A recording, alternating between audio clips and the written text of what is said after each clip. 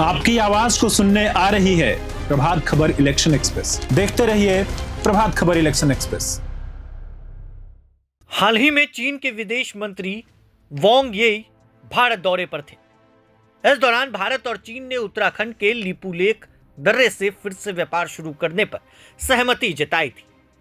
इसके अलावे शिपकीला दर्रा और नाथुला दर्रा से भी व्यापार दोबारा शुरू करने की सहमति बनी। इस घोषणा के एक दिन के बाद नेपाल ने आपत्ति जताते हुए लिपुलेख को अपना हिस्सा बता दिया। तो आइए जानते हैं पूरा विवाद क्या है, क्यों नेपाल को मिर्ची लगी, क्यों बौखला उठा नेपाल।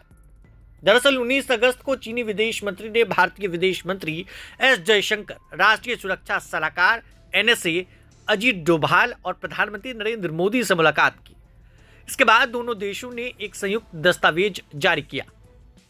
इसमें कहा गया कि दोनों देशों ने सीमा व्यापार को फिर से शुरू करने पर सहमति जताई है। यह व्यापार 3 मार्गों लिपुलेख दर्रा, शिपकीला और नाथुला से होगा। इस घोषणा पर नेपाली मीडिया ने सवाल उठाए थे। नेपाल ने कहा कि लिपुलेख, काला पानी और लिम्पियाथुरा उसका अभिन्न हिस्सा है, जैसा कि उसके संविधान में शामिल नक्शे में दिखाया गया। नेपाली विदेश मंत्रालय ने कहा कि यह तथ्य स्पष्ट है कि नेपाल सरकार ने चीन सरकार को पहले ही सूचित कर दिया कि यह इलाका नेपाल का हिस्सा है। नेपाल भारत के बीच सीमा विवाद का समाधान दोनों देशों के रिश्तों, ऐतिहासिक समझौतों, तथ्यों और नक्शों और अन्य साक्ष्यों के आधार पर कूटनीतिक माध्यमों से किया जाएगा। विदेश मंत्रालय के प्रवक्ता रणधीर जायसवाल ने कहा, लिपुलेख के रास्ते भारत और चीन के बीच 1954 से व्यापार हो रहा है।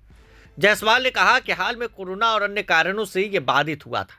अब दोनों देशों ने इसे फिर से शुरू करने का फैसला किया। नेपाल के क्षेत्रीय दावे ऐतिहासिक तथ्यों पर आधारित नहीं है। ये एक तरफा दावे मान्य नहीं है। भारत ने सीमा विवाद को बातचीत और कूटनीतिक से हल करने की बात कही।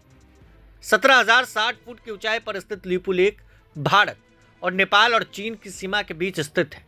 इसके ऊपर तिब्बत है, दक्षिण पूर्व में नेपाल और उत्तर पश्चिम में भारत है।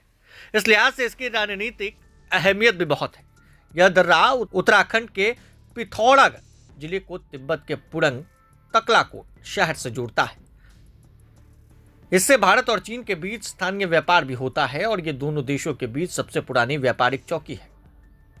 और ऐसे में इस फैसले के बाद नेपाल में टेंशन बढ़ी है। लिपुलेख को भारत उत्तराखंड का हिस्सा मानता है, जबकि नेपाल अपना इलाका उसे बताता है। दरअसल भारत और नेपाल के बीच 1816 की सुगौली संधि के तहत सीमा निर्धारित की गई। इसके तहत महाकाली नदी के पश्चिम का हिस्सा भारत और पूर्वी हिस्सा नेपाल का है। दोनों देशों में नदी के उद्गम स्थल को लेकर विवाद है। नेपाल कहता है कि नदी की मुख्य धारा लिम्पियाथुरा से शुरू होती है, जबकि भारत पूर्वी धारा को उद्गम स्थल मानता है। तमाम अपडेट्स के लिए बने रहें प्रभात खबर के साथ। शुक्रिया। प्रभातखबर.com, विश्वास वही, रफ्तार नहीं।